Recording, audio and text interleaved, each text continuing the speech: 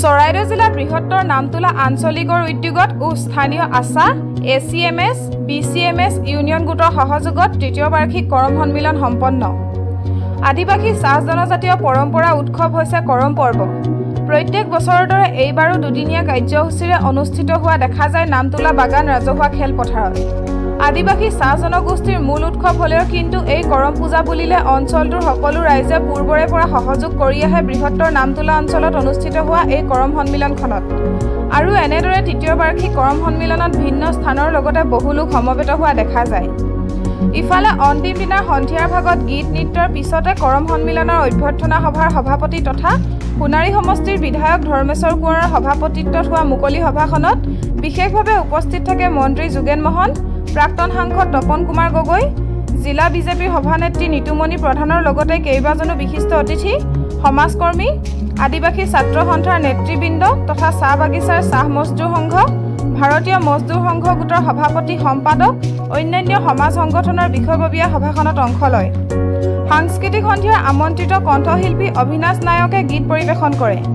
সোণাৰীৰ পৰা অনিল সোণাৰ report any voice. ভাদ মাহৰ একাদশী দিনা প্ৰকৃততে এই কৰম উদযাপন কৰে। যিহেতু এই কৰম উদ্দেশ্য হৈছে সমগ্ৰ মানৱ জাতিয়ে যি কৃষি কাৰ্যত নিয়োজিত হয় আৰু যি কৃষি কৰ্ম কৰে সেই কৃষিৰ ফল যাতে কোনো কাৰণতে প্ৰাকৃতিক দুৰ্যোগে হওক বা অন্যান্য কাৰণতে হওক যাতে বিনষ্ট নহয় তাৰ কাৰণে এই কৰম উদযাপন কৰে।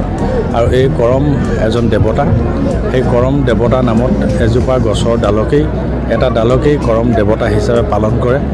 আৰু সেই ডালটোকেই তেওঁলোকে ভগৱন্ত বুলি ভাবি বা দেৱতা বুলি ভাবি তেখেতক পূজা কৰা মানে যাতে সমগ্ৰ অসমখনক বা দেশখনক বা পৃথিৱীত যিসকলে কৃষি কৰ্মত নিয়োজিত হৈ থাকে তেওঁলোকে যাতে ভৱিষ্যত তেওঁলোকৰ ফল ভাল ধৰণে উপভোগ কৰিবলৈ পায় তাৰ প্ৰতি লক্ষ্য ৰাখি এই কৰম পূজা অনুষ্ঠিত কৰি আহিছে।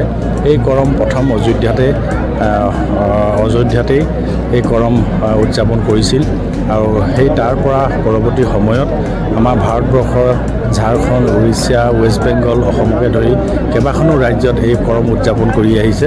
গতিকে সকলোকে এই আদিবাসী লোকসকলে এই কৰম উদযাপন কৰাৰ লগতে আজি এই অসমত বিভিন্ন জাতি জনগোষ্ঠীয়ে বাস কৰা এই অসমখনত সকলোৱে এই সন্মিলনত বা এই কৰম পূজা ভাগিত অংশগ্ৰহণ কৰে। গতিকে আজি তাৰে এটা নিদৰ্শন আমি আহিছোঁ আপোনালোকৰ মাজলৈ বা আদিবাসী জনগোষ্ঠীয়ে উদযাপন কৰা এই কৰমৰ লগত আমি সদায় ওতঃপ্ৰোতভাৱে আমি জড়িত হৈ আহিছোঁ। গতিকে ভৱিষ্যত এটা সমন্বয়, এটা সম্বন্ধ, এটা সম্প্ৰীতি থাকিব আৰু সেই সম্প্ৰীতি উঠি অহা নৱপ্ৰজন্মই ল'ব।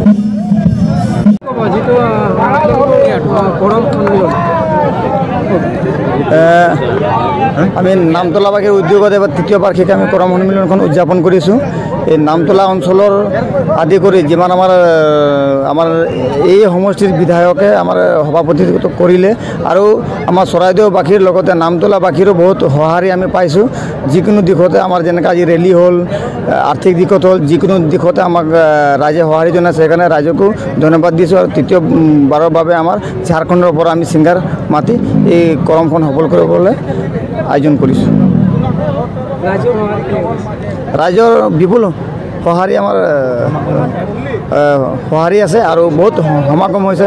কমতি হ'ল আমাৰ 5-10 হাজাৰ মানুহ আমাৰ এই প্ৰগ্ৰেমত অন্তৰ্ভুক্ত হৈছে।